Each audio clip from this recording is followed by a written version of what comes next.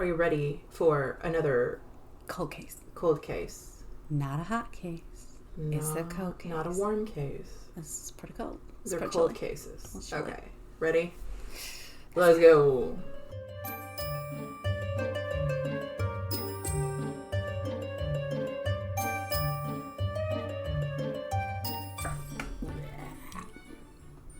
I got that on recording just for you. Jello, I'm Ash. And then. And this is Only If You Can Keep Up.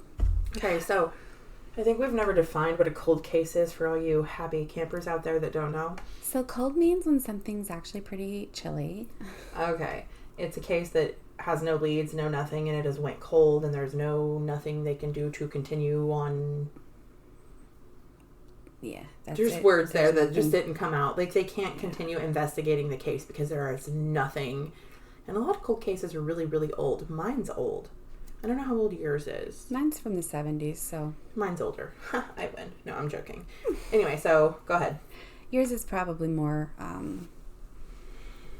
Mine's fascinating. Mine's very well known. Like, So very, very. So we'll start with mine because I don't think it's... I know a lot of people have heard of it, but I think there's a book about it, maybe some documentaries and stuff, but I've Jeannette DePalma. I hope I'm saying her name right. A lot of people have heard of this one. A local teenage girl in Springfield, New Jersey, 1972, disappeared. Okay. She was a Christian girl, known for being, like, devoted to her faith. She came from an upper-class neighborhood. Everyone said she was nice and, a good girl. Her parents said she, tried to lead others to Jesus. She was involved in community programs, and she planned on attending a Bible college, and she, helped with local programs and things like that.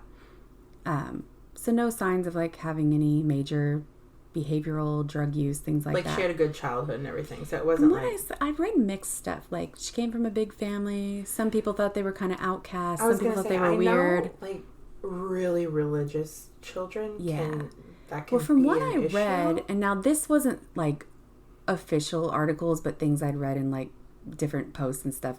I had read that the area was pretty Catholic and so pretty religious, but that this family was a different, they were Christian, but they were different, and they kind of were newfound Christians and kind of off. Different from the rest of them, so maybe they were kind of looked at strangely. I'm not really sure, but everyone said that she was nice, her peers and things like that. But there's so much misconstrued witness stories and things like that nobody ever really knows exactly what happened. She was reported missing by her parents on August 7th, 1972, which was 4 days after her 16th birthday. She was a teenager. She told her mom she was going to go to a friend's house. I read somewhere that it was a cousin. Doesn't really matter. She never actually made it to that person's house. She told her mom she was going to take the train, which I guess is more common up there to take a train somewhere. But they think she may have actually hitchhiked and just never made it. They don't know, because that was the last call, the last time anyone talked to her or saw her. So she was going to take a train to a friend's house, but she never arrived. Never arrived to the train station. Never arrived to the friend's house. So did she buy a train ticket? They didn't say. I couldn't find that. I have to scoot back. I'm sorry, that was very loud. My leg was numb because I was so confined to this table. Okay. Oh no, do you have Cotard syndrome? The walking corpse syndrome? Maybe. My leg was too medical cold. mysteries. Okay. If you haven't listened to that one, go listen to it. It's pretty good. After this. Okay. Anyway, I don't know if she actually purchased a train ticket or not. All I know is that she was never to be seen again after leaving the house and had not talked to anyone else. I read parts of things that she may have spoke to the cousin friend, saying there was something that said she had made plans with her to meet with these two boys that evening, but she decided she didn't want to go, and then last minute was talked into it and decided to take a train, but never showed up. So the cousin or the friend or whoever that was never actually saw her, so they don't know. They assume she hitchhiked somewhere. I don't know. This was year. I'm sorry. 1972. Yeah, she hitchhiked. Yeah, and it was more common back then. Very common. Very that common, was literally especially how for you teenagers who are got trying to. Yeah, and I read that she had a really large family, 8 kids, but that was only on one article compared to a bunch. 8 siblings. Yeah. Okay. So I don't know. There was rumors that they were Italian and that they might have ties to the mafia, things like that. But then, I think, listen, any case I've ever read or heard of, whenever the family of any sort is Italian, is automatically deemed as part of the mafia. Is that? Yeah, I think a lot of people just assume that they came into this upper class neighborhood that was pretty close knit, tight, like very Catholic. Sounds kind of not wealthy, but they were well off. I think they were looked at as different and mixed things I've read on different things. Nothing official saying how many kids there were, who they were, but that it sounds like they were kind of outcasted, even though they were Christian and they were didn't seem to be bad people. They believed in the Jesus a different way. Yeah, but I guess she was really involved with all that, and she was supposedly a very good girl, good behavior, and help with the community and friendly and all that. So there was no reason to believe she was into drugs, or from what I've read, or any reason to believe she would just run away. Right, and that was a theory too, but nobody had said that she had any reason. Okay. But they said she left with a purse and took off for the afternoon. Okay. Didn't have any plans of I don't know what, but it took. Okay, so the mom immediately that night was like, "Where's my daughter?" Freaking out, she's not home. She called the police, but the following day they finally reported her as a missing person. Even though the mom had reported it, they had to wait however long.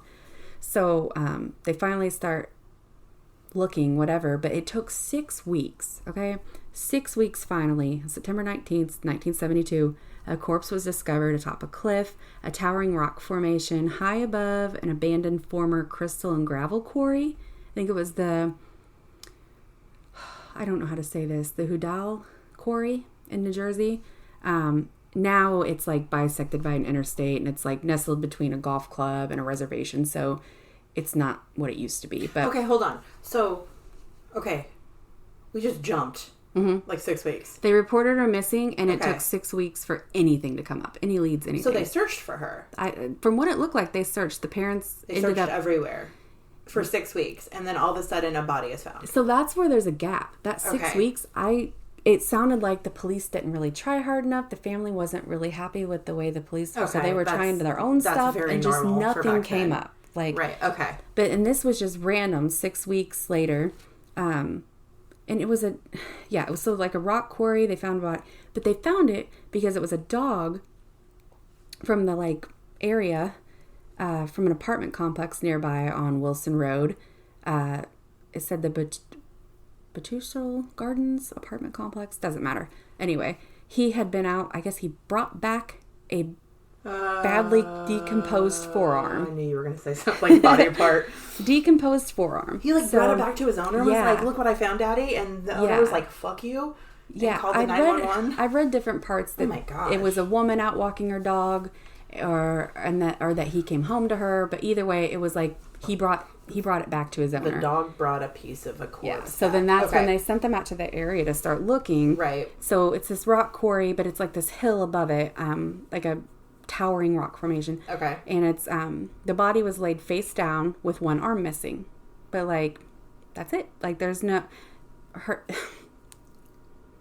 That's literally all I know. So this was the 70s with the satanic panic and lots of occult activity. So the biggest theory is that there was some type of occult activity because or dark her arm rituals. Was missing? And because of the way she was laid out. She was face down, missing an arm. But she was on this rock tower. Right. And she had it was some kind of coffin shape around her. I don't know if it was wood. They'd made a coffin shape around her body. And then crosses made out of sticks and things. Oh. So there was no evidence that it was a cult because there was no symbols or altars or anything that they could find. It didn't look like witchcraft or satanic type stuff. But they said it was. But they, of course that's where they wanted to jump first. The cops and stuff wanted to go straight to everyone wants to jump to that, especially back then, because that's when it all was. During that time, especially. It was very popular. And there were groups of teenagers in that area that had sacrificed animals and did weird stuff out in the woods and things like that. So they immediately blamed that. But there was they even brought out occult historians and people who studied that stuff and they were local witchcraft. No, this isn't us. Yeah, they're there's no sign of it. There's nothing showing that there was a sacrifice or any type of dark ritualistic activity. There was nothing, but this area was actually called the Devil's Teeth. So a lot of people thought that it was some type of dark magic type of stuff. Okay. Maybe she was sacrificed because she was, a pure Christian girl. Maybe she was used in a ritual. We don't know. But there was stuff nearby, like numbers of sacrifices that they'd seen, like dead animals involved, especially near that reservation, like groups of teenagers and witches and stuff like that, less than just 2 miles away from where her body was found. Stuff like that did go on. Around that same time period, the Union County Park Police had also found, like, burning candles, bowls of blood and feathers and pigeons with their necks snapped, like things like that around that area, within a couple miles in that wooded area around the Devil's Teeth area. So people went to the Devil's Teeth to do rituals and stuff. So I can see why they would think that, especially during that time period. Yeah. But so many I kind of think were brushed off as and I wonder too, being so Christian, maybe so pure. I'm kind of on their side right now, but keep going. We'll see. But the fact that there were no signs of, like, they brought, like I said, occultists, like historians and they all professionals said no. out, and they saw no signs of. There were no altars. There were no specific. It was crosses made of like sticks and things like that. So it's almost like somebody was trying to, like, give her a peaceful. They don't know if she died before and someone moved her. Maybe someone found her body and was, like, too scared to go to the police. Yeah. And just set the crosses there. That's what I'm wondering too. You know what I mean? So that. Or maybe whoever killed her moved her there, and then someone else came up and put. Yeah. So anyway, it gets a little weird because, although they don't know a lot about her, there were so many theories and so many things. So they weren't able to do much because the body had so badly decomposed. Is the decomposing, like, bad? It's 6 weeks. So after 6 weeks, she had decomposed quite a bit. So an autopsy couldn't be done. But they did identify her through her dental records. So, but the skeletal x-rays, they ruled out blunt force trauma, bullet holes, fractures, like other than the arm, there was no physical trauma.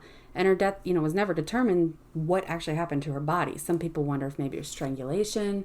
I was going to say, a lot of times with strangulation, you can figure it out with bones because the bones were broken. And I know she was decomposed, but there was no sign of broken bones or anything. Yeah. So, and her clothing, they said there was some stains on it, but it was too degraded and worn to test to see what it was. No foreign hairs, anything found around her. She wasn't known to be into drugs or anything, and they did run a toxology report, and it didn't show any signs of drugs or anything like that. Okay. There was no paraphernalia near her. There was no signs of drug overdose or anything, but a lot of people think she had a drug overdose. Yeah. There was no sign of that. The tox report was clean. It did show high levels of lead, which is weird, but they had a doctor come through, I guess, and she weighed in and said that it could have just been contamination from laying in the soil for so long. I was going to say the soil itself could have the lead, which would cause the lead to absorb into the rotting corpse, and I can see that. But so here's where they think who was actually involved. It was so weird. It was so quiet. There was so much, like, misstrued information. They had, some people think maybe the church was involved. Some people think the police were involved. Like, maybe there was a son that did something and they were keeping it quiet. Or maybe someone picked her up and, like, opportunity aroused something. Nobody has any, there was no, like, major leads. There was one homeless man who lived in the woods nearby. They called him Red. He fled shortly after, but it said the police, like, found him, interviewed him, and he was nothing came of it. If you think about the poor homeless man, he probably lives in the fucking woods, and then a body is found right next to where he lives. Right. I would run too, because it's not me, you know? So there's just so many secrets, so many unknowns, and so much mixed information. So I guess the pastor of the church, he seemed so interested after, like, he was, like, talking about it a lot, having his own theories, blaming this and blaming that. Like, so a lot of people think he might have been involved because he was so interested in it, and so strange about it. Did he, like, go to the cops and talk to them all the time and all that That's what it sounded like. Yeah, he did it. Because that was my first thought before I even read that, and I was talking to my husband about it because he's heard of this story, and he's like, makes you wonder if someone within the church. Because a lot of times, people who put themselves into the search deeply and come forward and have theories and have questions is almost the person who did it. Yeah. They're, like, too interested. Yeah. And people thought just the way he spoke about it and the way it was just very strange. And, you know, if he was a big leader, a big part of the community, maybe the police were working with him. I don't know, because they think the police department had to know more because the lack of support, mixed evidence was so confusing. So they said that the files were destroyed. In a fire. It's always a fire. It was the hurricane and the Hurricane Floyd. So like in the 90s, like there were rumors that they were lost. But just more recently, I think this is just a few years ago. When was that? It wasn't too long ago. In the last few years, I want to say 2018 or something. They magically came forth. People started doing more research. I think there was an author of, I can't remember the name, but they went out, dug into it, requested more. And all of a sudden the files return. They show up. There's photos. There's evidence. There's all kinds of stuff. Do you know how many times that's happened? And it's like, do they just hide it away somewhere? I think it was the West Memphis 3 case. If you don't know that one, I'd like to cover that. It's just a lot. But same thing happened. Only it was a fire. It was burned down in a fire. And then recently, in like 2016, they found the evidence boxes. And they started rerunning everything. And they think they know. Wow. Like it's crazy how these crimes from the 70s and 80s, we lost the files. And then boom, here they are. They just all of a sudden show up. They're disappearing. People are hiding them. They had lied, or maybe they thought they were lost and they were, I don't know, but it sounds too fishy. I think it happens too many times for it to be I thought I lost it. Right. Kind of thing. Okay, sorry. Because these photos showed showed how the body was laid, showed the things laying around her. No mention up until a few years ago that the contents of her purse were anywhere near her. Her purse was not found with her from what they thought before. But now, looking at the evidence, the contents of her purse were there, 8 feet away from the body. Her tissues, her makeup, her belongings, things like that. But her cross necklace and her purse were missing. Like the cross necklace she always wore was gone. And the physical bag. The physical bag was not there. And this was just 8 feet away from the body. It's almost like somebody put her body there, dumped her belongings and ran. But what the reasoning and what, I don't feel like she was killed in that area. I feel like somebody moved her body there because there were no tracks. There were no she was over there for 6 weeks, so there would be no tracks. There would be nothing. Yeah, that's It would all be gone. You got to think rain, wind. You don't know what happens in those 6 weeks. And how strange though that animals didn't get to her in that time. Well, by the time they dumped it, the decomposing already started, and the animals. Could be. I mean, they like decomposing. Maybe the body was already withered to where, or she was decomposing elsewhere, and that's then what dropped I'm thinking. the body. That's what I think. I think her body was already decomposed before they dropped her there, because otherwise the dog would have found her sooner. He was out and about. He was ootin' about, looking around. He would have found her sooner. There, so. Yeah, I think the body was recently put there because why were those sticks and crosses so clear? But not washed away. To move a decomposing body is not for 6 weeks. That's not. You don't understand that body is no longer a body. It's going to break apart. So maybe someone had her in a freezer or something. That's what I'm thinking. But I think someone moved her recently, and that was done after the fact. They would know. If she was in a freezer, she would be preserved. That's true. She would have full skin and everything. I mean, maybe for the first couple weeks. I don't know. Well, maybe not full skin. She would turn brown. Because she was very decomposed, but then the crosses and the rocks and things around her was clear. I'm going to say she was there for a while. Nothing had brushed away or blown away or washed away the stuff around her. You said it was on a cliff, right? The highest point of a cliff. So you got to think the wind. Well, you would smell it even more. Yeah. I don't feel like the body was there very long. I'm and sorry. The stuff around her it feels like that was new. Well, the necklace that was taken could be a trophy. Yeah, that could be too. I don't know about the bag. Maybe like a Christian hunter, or I don't know. There's good people in the church and then there's bad people in the church. It could have been somebody who, I don't know. But why this 16-year-old girl? Why would you hunt that person? Why wouldn't you hunt the person? The only thing I could think of is a young, clear, it could have just been a teenage girl, bad situation, opportunist type of thing, a bad guy.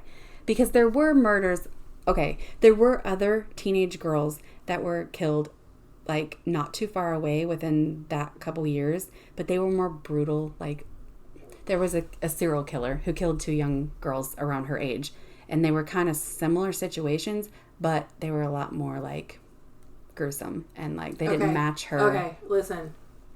That was the killer's first kill. He wasn't gruesome yet, and then he went on and got worse and worse. I can't remember if these were. I'm just saying. Before.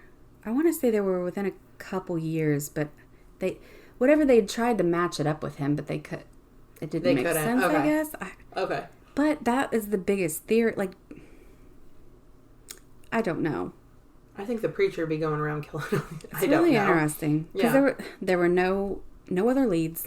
Nobody was ever arrested. Nobody was ever even really, like, considered.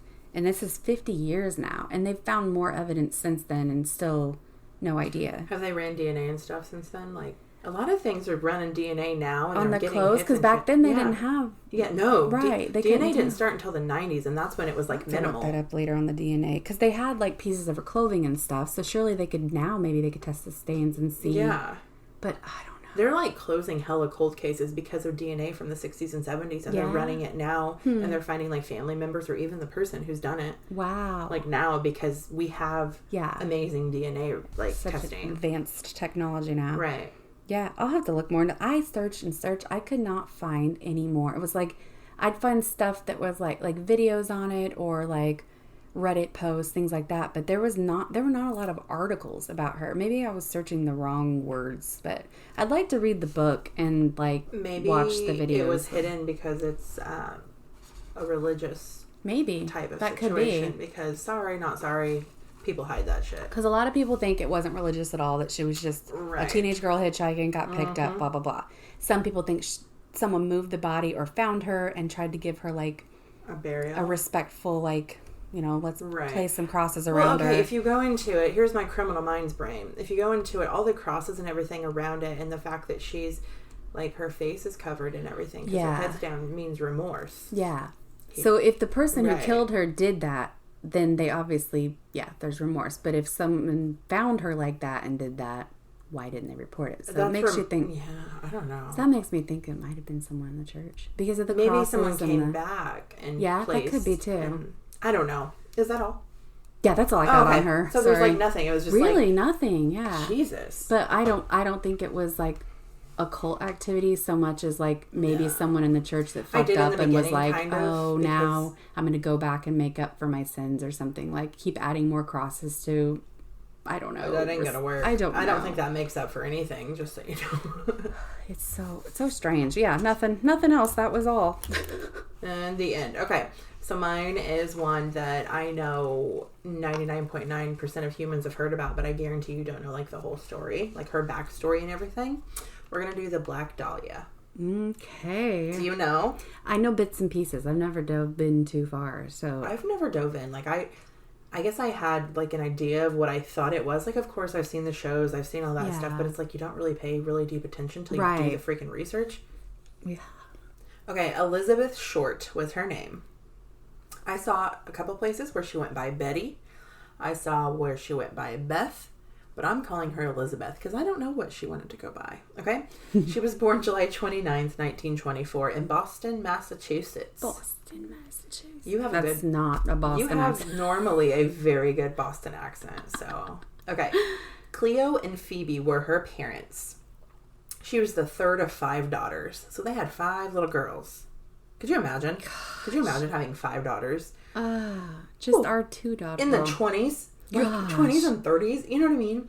After moving the family around several times, they actually landed in a town called Medford, Massachusetts. Okay? Her father built many golf courses until he lost all of his savings in the 1929 stock market crash. Yeah, so he, like, I guess, designed and built... I didn't realize golf courses were such a thing, but they, like, made a pretty good living off of it. Like, they made enough... do love to golf. They made enough money where, like, Phoebe was able to stay home with the girls and, like, you know what I mean? Like, so, I guess golf courses, mini... and usually country clubs are attached, too, so you've got your regular members. And they were booming back then, apparently. About a year after the stock market crashed, the family's car was randomly abandoned and found on the Charleston Bridge. Like, the car was missing. Like, the dad was missing also. Like, the police just kind of assumed the dad jumped into the river. Like, bye, I'm out. They never found his body. They drug the river. They did everything possible. Never found him. He's gone. So obviously, like, the shock. Could you imagine? Like, I have 5 daughters. I stay home because you make such good money. Obviously not anymore because the stock market's crashed and we're struggling now. So I'm going to go off myself. So Phoebe took the girls and they got a teeny tiny, like, I think it was 1-bedroom apartment. Oh my gosh. And she began working as a bookkeeper for money to, like... Not many kids in one little bedroom and then... 5 girls. Having to work and come home to... Oh my gosh. Yeah. Okay, Elizabeth had always had a severe asthma condition and she would get bronchitis like 5 times a year. She eventually, at 15 years old, had to have a lung surgery. Okay, her doctors recommended that she go live in milder climates, which she lives in Massachusetts, so it's cold a lot. So I guess warmer climates, I would assume, because her family, every winter in Massachusetts, her family would send her to more family members in Florida. Oh. So it's like, I think it was her aunt, and then she would stay with a couple family friends while she was there every summer for 3 years. She would send Elizabeth to the Florida. She ended up dropping out of high school her sophomore year when she was 16 years old. So she's done with school. She's done with all of it. In 1942, Phoebe received a letter from her presumed dead husband. What? Daddy wasn't dead. He was gone for 12 years. What? 12 years later, he sends her a letter and was like, hey, boo-boo, guess what? I'm not dead and I live in California. What? Yeah. And they knew it was actually him? Like, did they find him and know, or did somebody... No, it was him. Like, it was really him. Like, things in the... obviously, I don't have a copy of the letter, but the letter was like, they knew it was him. It was 100% him.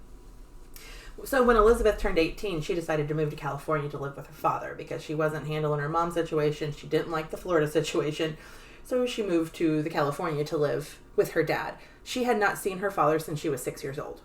Jeez. They wrote back and forth and stuff, and I'm sure called, but like... Well, I don't know about calling. 42? Yeah. When did phones come? I am not getting into that. Okay. What year was it? 42. Whenever the phone... So at this point, she was like, what, 16, 18? She's 18. 18, okay. Yeah. She had communication with her father. Okay. She decided to move in with him. She was done with everything else. I don't know how the mom was just like, yeah, cool, go. Right. Like, I don't think I could even though the child's 18 years old, mind you, we're in 1942. Like, family dynamics are totally different. You still kind of obey the family rules until get a family of your own kind of situation. I guess maybe it just depends on... I guess. But she went and she lived with her father. It was about a year. Everything was great at first. Like, absolutely amazing. She loved California. She loved being there. But then her and her father started to fight a lot. Like, brawl fights. Cops were called a few times. Like, it's a situation. Dang. Like, nobody ever got arrested or in trouble, but it did happen. In 1943, so a year after she moved in there, she moved out and she actually just lived with friends. Like, she would couch crash. Yeah. Did I say that right? Couch crash, yeah. Kind of hop and she around. worked at the Air Force Base Exchange.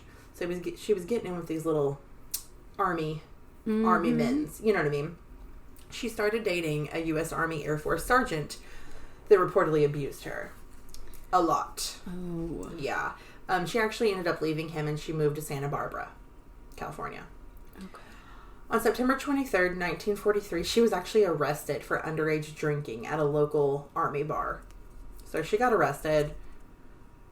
She wasn't doing great at this point. Yeah. You know what I mean? She's also 18 years old. So, or I'm sorry, at this point she's 19. She's 19 years old. She's an underage drinker. So the police didn't know what to do with her because this don't happen. You know what I mean? Like, we don't do this. So they tried to send her back to her mother's house in Massachusetts, but she said, absolutely fucking not. I'm going back to Florida. So she went to Florida. She disobeyed that. I'm assuming something happened between her and her mother that wasn't because she really did not like Massachusetts with her mother. Yeah. Unless it was just the medical issues being in Massachusetts. I could find nothing about the relationship between the two. Like, but she did not want to be there at all for any reason. So she's back in Florida now. She actually got in another relationship with a man named Matt Gordon. He was training for deployment when he got in a plane crash. Okay. He survived the plane crash. Plane crash survived.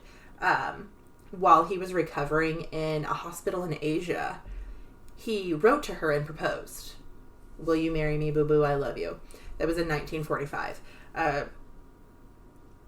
But before, like, he could receive her acceptance letter, he died in another plane crash on his way back to the United States. Another plane crash. And he actually died in that one. Jeez. So he's gone. So she's had a lot of, like, tragic, you know what I mean? Just, like, random crap. So she did end up moving back to Los Angeles in 1946. She's 21 years old. Or 20, right? 43. Yeah. 21 at this point, okay? She actually rented a room behind a nightclub on Hollywood Boulevard.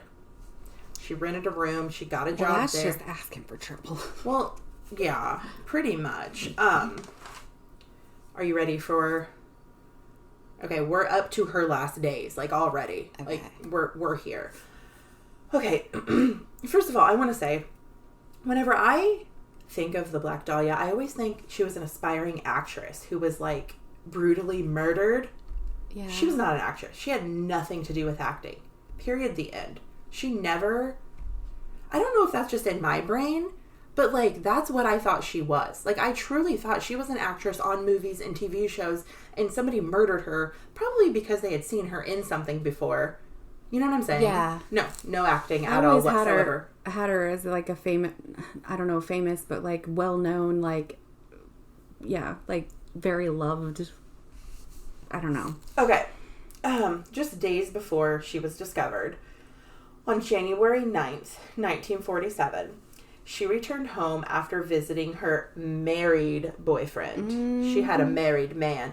I will like to say, she was quite promiscuous, it seems like. Yeah. There are several accounts where she would go to bars and hang out with the boys. And she would tease a lot of the boys. Like, making them think they're going to get lucky and they definitely don't kind of situation. She seemed quite the little... Yeah, promiscuous girl. But you know what? Girl, you do you. Like, she wasn't hurting anybody, essentially. Yeah. Like, you know... he told the authorities, the boyfriend that was married, that he dropped her off at Biltmore Hotel in downtown Los Angeles because she was meeting her sister there. So her sister was coming and they were going to have a grand old time. She was actually last seen making a phone call, and then she got in a car that pulled up to the front of the hotel. Last time she was ever seen alive, I guess I should say. I saw a couple reports that said she walked down to a local bar. People, like... None of these are 100% we know. No. One said that she walked down to a local bar, drank quite a bit, came back to that hotel, and then got in the car. Another report said she walked down to the Cecil Hotel. If you know what the Cecil Hotel is, I think because that hotel... Do you know what the Cecil Hotel is? No, I don't. American Horror Story Hotel. Oh, okay. That is the Cecil Hotel. Okay. I think because the Cecil Hotel has such a reputation and it was kind of close, somebody said, yeah, she was there kind of thing. I don't know if I necessarily believe that. Those were not accounted for, credited. These are just people coming through with tips saying, I saw her here, I saw her there kind of thing.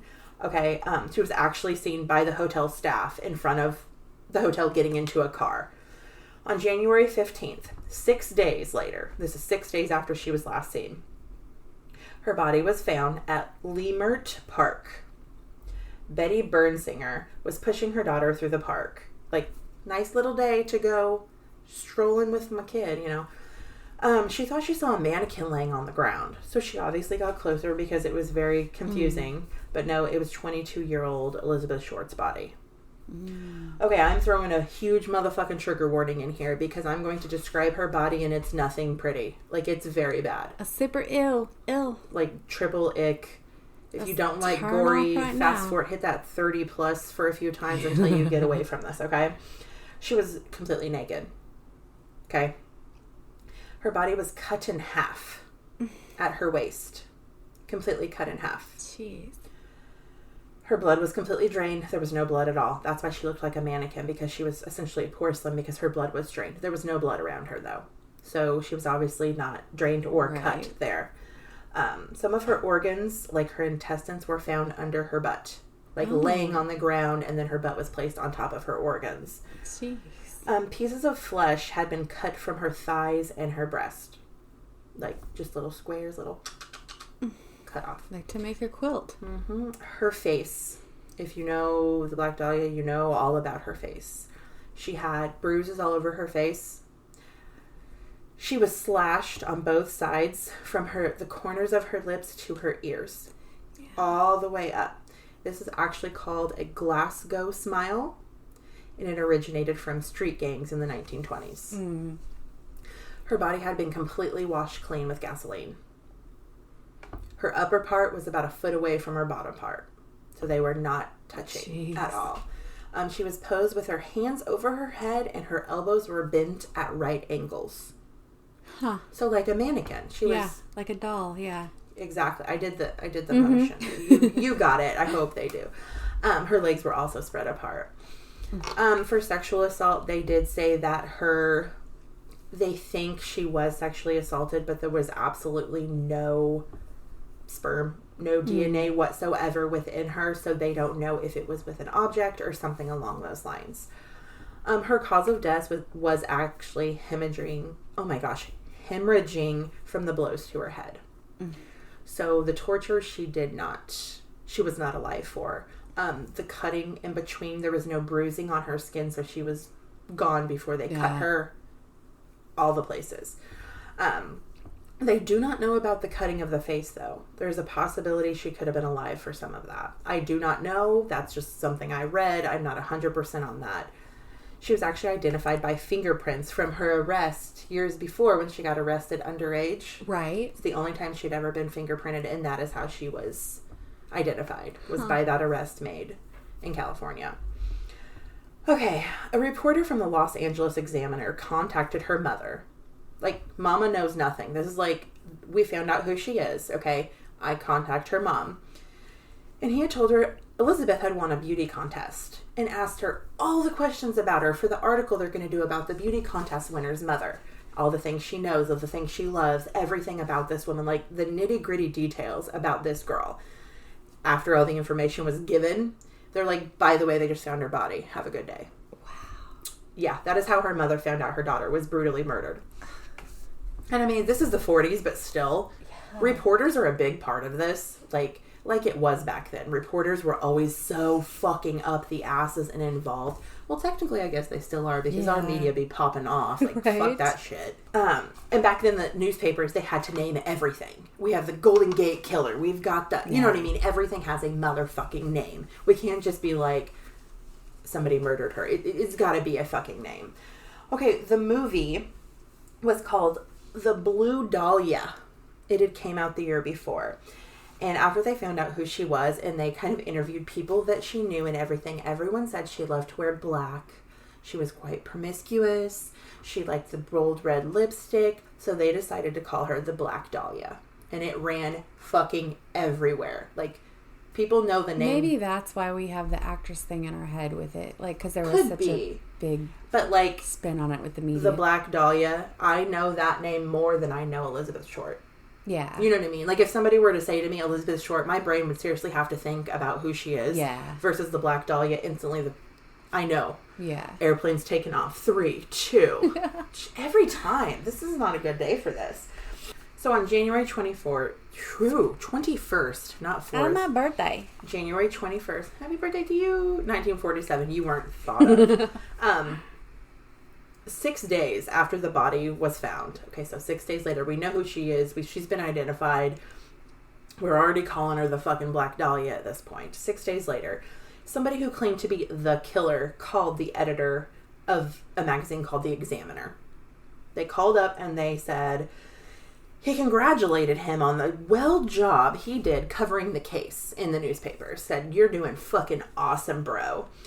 He said, "I'm the killer and I plan on turning myself in, but not yet. I'm not ready to be turned in." He also said to expect some souvenirs very soon that will help him with his case. Like, he wanted to help the reporter with the reporting. So on January 24th, 3 days later, sure enough, an envelope came. Individual words, like, okay, you know how you cut out letters? Like ransom letters? Yes, exactly. Heaven is here is what it said. Heaven is here. It included newspaper clippings that they had wrote, photos of her, names written on tiny pieces of paper, just like a full name, just like chunked in there, birth certificates, her birth certificate, her social security card, an address book with the name Mark Hansen on the cover. It was Mark Hansen's address book. some man named Mark Hansen. Huh. Okay. Just random. The envelope was also washed in gasoline. Yeah. And no prints were found. They found a couple partials, but the gasoline kind of deteriorated everything within it, you know? The same day that they received the package, there was a phone call saying, I found something. You need to come check this out. A handbag and a shoe was discovered on top of a trash can not far from where her body was found. They later did find out it was hers. Huh. It was also washed in gasoline. And how long was this after? 6 days. Okay. Wow. Okay, so 6 days later, he got the phone call. 3 days later, we got the envelope. So 9 days after her body was found. Okay. They found a purse and a shoe on a trash can not too far. They were also, like I said, washed with gasoline. The purse and the shoe were, so no prints.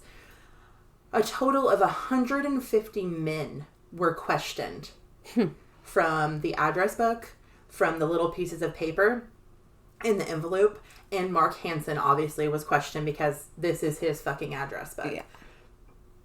And they didn't say the connection with Mark Hansen and how he knew her? Or? We're getting there. Okay. Mark Hansen was a local wealthy nightclub and theater owner. Okay. He only knew Elizabeth from a friend. It wasn't like they were buddies or anything like that. So it wasn't the one she was living behind? I guess at one time Mark had made sexual advances towards her and she was kind of flirty, and then she turned him down. Okay. He had an alibi. He was completely cleared. But he did say that the handbag and the shoe were something he had seen her wear before. So he did verify that, but they were all cleared. Everyone was cleared. Every man they interviewed were cleared. I mean, the men that like turned her down came forward. You know what I mean? All these people. There were probably quite a few. She was out there. Exactly. On January 26th, so 2 days after we got the last envelope, okay, another letter was received by the examiner. And it said, here it is. I'm turning in on Wednesday, January 29th at 10 a.m. Had my fun with the police. Black Dahlia Avenger. And this was all poked together. What do you call it? The clip and... Yeah, like the ransom style. Thank you. I don't know what you call it exactly. Yeah, it's like letters were cut to spell these things out in words. It also said the location he would be, the time, everything. The police went, but he never showed. Obviously. Why would you show? Later that day, on the 29th, whenever they were supposed to meet him, another letter came. And it said, I have changed my mind. You would not have given me a square deal. Dahlia killing was justified. Everything sent by this man was cut and paste, is what they called it. Cut and paste letters. Yeah. And everything was soaked in gasoline. Okay. Another paper called the Herald Express also received letters. They didn't receive packages at all, but they did receive several letters that were all cut and paste and all washed with gasoline. One of them said, I will give up on Dahlia killing if I get 10 years. 10 years only. Don't try to find me. And that's it. That's it. I mean, there's... Nothing ever came after that? Case. They just... Yeah. The media, of course, hyped everything up. They said she was a prostitute. And they said that she teased men. And they said, you know what I mean? She deserved it, essentially. You know what I mean? At one point, because she would tease the men, she would get them all hyped up and excited. At one point, they thought she was a lesbian. So they started going to the gay areas, the gay bars, and questioning people there. Nothing came up. They did every lead they could possibly fucking find to find, this... Absolutely nothing. I mean, they interviewed over 150 men. Yeah. That's a lot of fucking people. And it didn't say anything about the Mark guy with the book. He had an alibi and he had nothing to do with it. He knew her and had seen her, but it wasn't like the nightclub she lived behind that he ran. No. Okay. So in the spring of that year, so this happened in January, that spring, so what is that, like March, April? It was considered a cold case. They had no other leads. Huh. So that's all it took. Wonder how many guys she fucked around with. Right. And on March 14th, okay, now we're getting into the confessions. The confessions is a very big part of this. Okay, on March 14th, a suicide note was found tucked into a shoe in a pile of clothes at the edge of the ocean in Venice, Italy. Ready? This is what it read, exact. To whom it may concern, I have waited for the police to capture me for the Black Dahlia killing, but they have not. I am too much of a coward to turn myself in, so this is the best way for me. This is the best way out for me.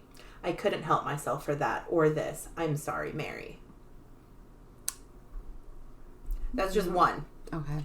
Over 500 people since the Black Dahlia killing, 500 people have confessed. Or my brother's the killer. My uncle's the killer. 500 for the murder of Elizabeth Short.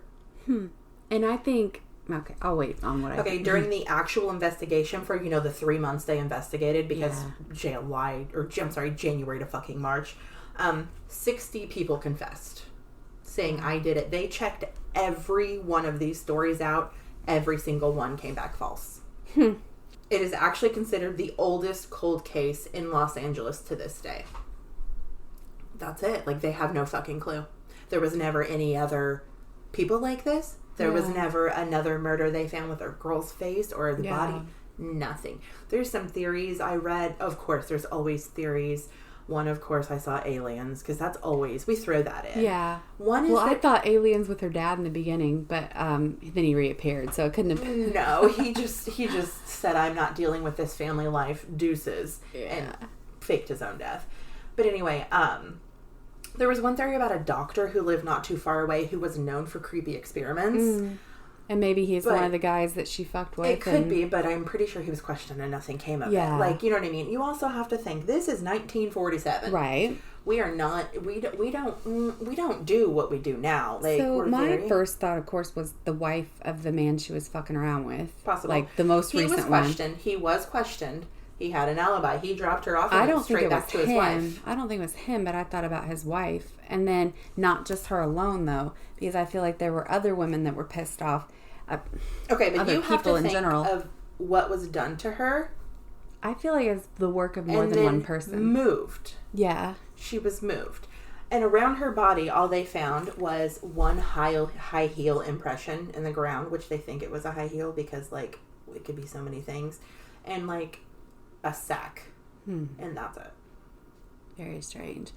Like, there was nothing. It's just laying there in the middle. Like, I just assume it's, like, a group of people. Like, not like a cult, but like a group of people that have been pissed off and have had enough of her fucking around with their men or fucking around, like women. I like see it as being women. So you're talking about like the crazy wives, let's fucking take her out and fuck her up, and then it got gruesome and weird and weirder and weirder, and they just kept taking turns and just like doing weird shit. I don't think so, because that's some fucked up minds. Like, usually minds like that don't come together because one is dominant and then they end up fucking each other up. So that's not a thing. Yeah, and that maybe that happened. So the Cecil Hotel thing I was talking about, like I said, if you don't know what the Cecil Hotel is, look it up, because it's a very haunted, very holy fucking shit hotel. We should actually do an episode. Yeah. But anyway, I think because her murder was so fucking crazy, and the cutting in half and the marks and the removal of skin and the smile, I think that's why they said Cecil Hotel, because so much fucking shit's happened in that hotel. So I think that's why they kind of said, oh yeah, I saw her there, because honestly, I don't fucking know. Like, there's nothing else like this. I don't know why. And this is just like my instincts. I don't know. It's almost like they fucking took turns. Like, you get a chunk of skin, you get a chunk of skin. Like, maybe like a couple women or a couple. No. I almost feel like it was done by a woman. Like, let's fuck up her beautiful face. Let's take her beautiful skin. Really? I truly don't. I don't think a woman could do this. I think a man. Honestly, the doctor theory. Yeah. Because he did some fucked up experiments. Like, they found shit in his house. It was like, what the fuck? But I mean, he was cleared, bunny ears inserted, but still, like, I don't know. The fact that, okay, a murder like this to me, like, because I am a professional at this, right? Like, I have been to school. I don't do a lot of this stuff, so this is just... I am the FBI. I'm totally fucking kidding. But, like, something like this is not just done once. Yeah. That is... You have to do stuff like this. That is a intense, like, compulsion type thing to do stuff like this, and she is like the only one found. The way her face and stuff, though, like, it's almost like they wanted to fuck up her face. Oh, definitely. Like she was I feel beautiful. like a cosmetic, like, let's fuck up her beauty type of thing. She was beautiful, like, by all means. Go look her up. She was very, very, very beautiful, but she did have Hold on. Someone's got to call me right now. But she did have really, really, really bad teeth. But that's it. Like, she was very pretty. Very, very, very, very pretty. Yeah, it's almost like someone was just like, nobody will ever see this beautiful face again. Like, that kind of, I don't know. But then why cut her in half and remove chunks of skin? Unless she was fucking with gay men and it was a gay man that did it. And they also think that they do not know this because autopsies done back then were not like they're done now. Yeah. They think that she might have had to eat her skin. Oh. That's a possibility. Ooh, that that's they don't know for sure. I saw that on a couple different things, but I didn't say it because it's not 100%. So, yeah. Yeah, that's interesting. And had that happened today, there'd be so much more to look into. Like, with it fresh, they could look into toxic or toxology. Why can I never say that word? Toxicology. I know what you meant, like, though. DNA and stuff like that. Right. But now it's like, I don't know. It definitely seems like somebody who just... It seems personal. Because the way, 100%. Like, the way it was done and the I mean, there's not very many cases where you cut a body in half. Right. Like, a lot of people thought that it had to be somebody with some kind of a surgical, because it wasn't like a jagged, crazy cut. It was like a very clean, nice, and her vertebrae had to be broken, and it was properly broken. Like, it wasn't like a jagged mess. It was like... It almost had to be someone with medical knowledge. Well, that's what they determined, that they do think the killer was somebody with medical history, whether it was a med student, an actual doctor, a surgeon, anything along those lines. Yeah, it's impossible to ever know with how many people she fucked with. One of the detectives that actually took lead in this case, he said he does believe he has already interviewed the killer, but he does not know who it was. Yeah, because there's no one else. And the people confessing, there's a lot of fucking weirdos out there, dude. And I think they just want a piece of that. Yeah, they just want a piece of that weirdness because they were never brave enough. And when I say weirdos, I don't mean like you and me, girl. Right. I mean I want to eat your flesh, weirdos kind of shit. I want to consume your tonails because it makes me feel better. Like that kind of shit. The dark brains. The fucking dark weirdos. Dark minds. Yeah. They could not pull that off, so they're like, guess what, I did it. Yeah. Me. I want a little touch of that fame. So, yeah. It's interesting. Yeah, the doctor theory sounds, but I still feel like there was a woman involved, or at least somebody who was jealous of her beauty or pissed off by her beauty. Because why the face? Why the cuts on the face? And I think it was a man. Really? Go look at the pictures the way she was mutilated, dude. Obviously not. But I guess you don't hear a lot about women doing things like usually it's more like poisoning or... Okay, women do, but not to that. Right. I mean, I guess they could because I was... A lot of times you hear of them poisoning someone or starving someone or women, the rage women usually have is always towards men, not other women. That's I don't like this woman, I'm going to poison her. Yeah. I don't like this man, I'm going to cut his dick off. It's a lot more aggressive. Crimes of passion and stuff, usually. Yeah, I agree with the crimes of passion. They go crazy and mutilate the man who fucked him up. But, for women, if women kill women, which they do, in the history of serial killers, it's always, like you said, poison or something subtle. And I'm sure there's been some that have mutilated women. There's not, a generalized rule. But, I definitely think it was a man. Yeah. That's just my... Yeah. I don't know. With the clean cuts and stuff, it had to be something. And washing of the gasoline. Yeah. Gasoline is a very manly thing to wash with. I feel like a girl would have used Dove soap. Yeah. You know what I mean? No, I'm not saying Dove's. I'm just, you know what I'm saying? I still just feel like there was more than one person involved though. I mean, I don't know. It's just crazy. My thing is this is the only one. You don't have another case similar to this that you can compare this to because holy fuck. So then it had to be personal and it wasn't like they had a long-term game out of it. I don't. Maybe they moved to another country and did it over there because, what the fuck? Okay. Wild. If you think you know anything about anything cold case, okay, you can email us at onlyifyoucankeepup@gmail.com. Thanks for listening. Bye.